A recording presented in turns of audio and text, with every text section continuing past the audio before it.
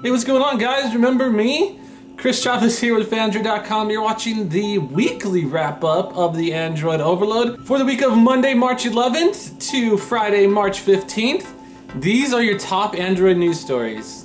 Alright, so obviously the biggest news from this week was the unveiling of the Samsung Galaxy S4. Samsung had this huge unveiling event in New York. It was more of a production, I would actually call it, full of actors and dancing and music, and it was basically like a Broadway musical. Frivolous?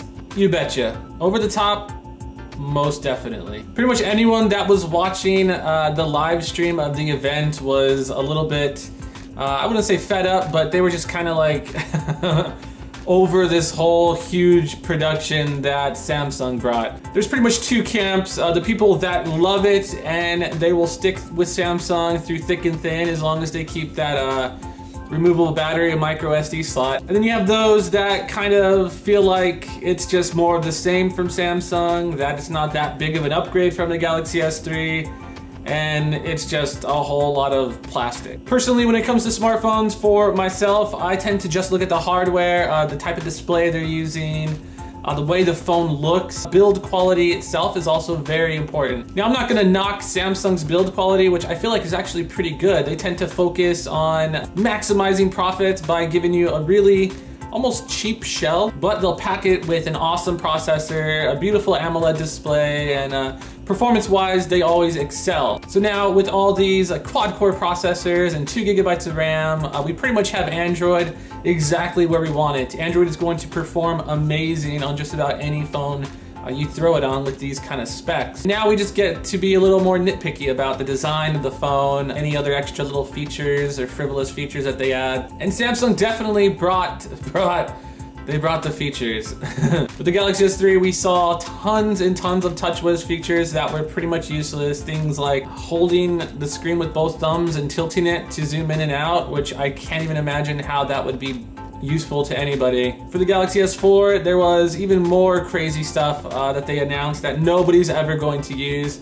I could probably go on about this all day, but I think the most useful feature where I was actually like, oh, that's pretty darn useful, is the cool flip cover accessory that they have, where it still shows you information when your phone is covered. And the fact that the Galaxy S4, you can use it with gloves, so no matter what, that is pretty darn tight. I think that's cool. Other stuff like the floating point touch and all that stuff was just kind of whatever for me. I mean, who's really, nobody's gonna do that. Nobody's gonna do that. And things like picture-in-picture video, where it records you with the front-facing camera and you can record with the back as well at the same time. A few people mentioned that that might be cool for bloggers, but even then, it's not. I mean, just if you've ever tried to record yourself with a smartphone, you try to hold it at a certain height, and if you're getting your face, the angle is going to be shooting at the sky, so you have to angle it in your face, and it's too ridiculous for, I guess, everyday use or practical use. Now, some things people actually noticed from the event was, you know, Samsung loves to tout their features. They love to show off all the cool stuff that, I guess it's not called TouchWiz anymore. I think it was like Nature UX last time around. But there was absolutely no mention of Android. At any point during the presentation, I don't think I even heard once that they actually mentioned that, oh, and the phone runs the latest version of Android 4.2.2. So it is just a little bit odd that Samsung is almost distancing themselves from Android.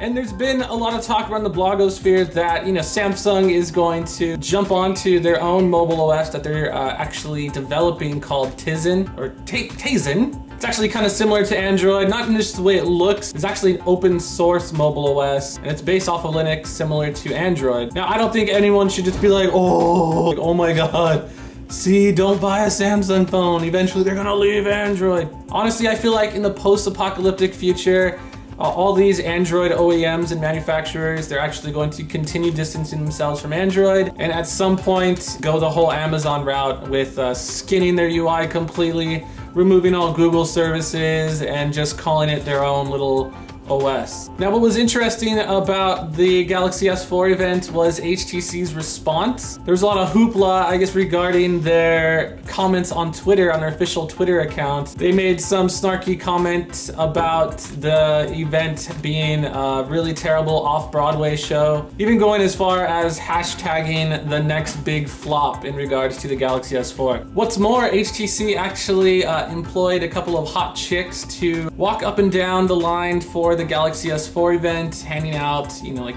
snacks and bottled water. And HTC's own CMO actually made a little comment about the Galaxy S4, calling it just more of the same from Samsung. And where I partly agree that the Galaxy S4 definitely does look very similar to the Galaxy S3. So in terms of looks and design, it is more of the same 100%. It's just funny to see, I guess, HTC pulling out the guns. Their motto for the longest time has been quietly brilliant, and honestly, they've kind of embraced that rather well. Now, I'm kind of just curious to hear your guys' thoughts and opinions on the Galaxy S4. Do you guys think it's a worthy successor to the Galaxy S3? Or do you guys think it's kind of a snoozer? Are you looking forward to maybe some of these other high-end phones like the Sony Xperia Z, HTC One, maybe even the Galaxy Note 3 that hasn't even been announced yet? I like to creep on the comments of all my videos. Some of you out there are pretty awesome. I'm kind of attached to you guys. Just leave me your thoughts in the comments. Now that just about wraps up the Android Overload for the week of Monday, March 11th through Friday, March 15th. For links to all the articles I talk about here in this post, make sure you hit the description area down below. Of course, don't forget to